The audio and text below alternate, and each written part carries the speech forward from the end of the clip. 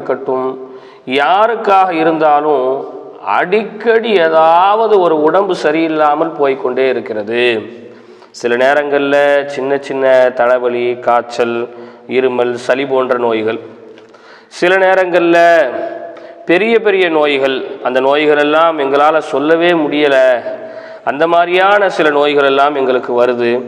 இப்போ இந்த நோயில் இருந்து எப்படி எங்களை நாங்கள் பாதுகாத்து கொள்வது? மருத்துவமனைக்கு போகிறோம், மருந்து எடுக்கிறோம், ஊசி போடுறோம், மருத்துவரை அணுகிறோம். அது நம்ம நோய்க்காக நம்ம பார்க்கக்கூடிய நிவாரணம்.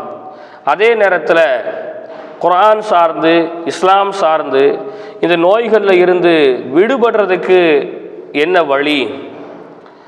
மருத்துவமனைக்கே போக வழி இல்லாமல் இருக்கிறவங்க, ரொம்ப சிரமத்தில் ஆளாக்கப்பட்டு இருக்கிறவங்க எப்படி அவங்களுடைய நோய்களை குணப்படுத்தி கொள்வாங்க?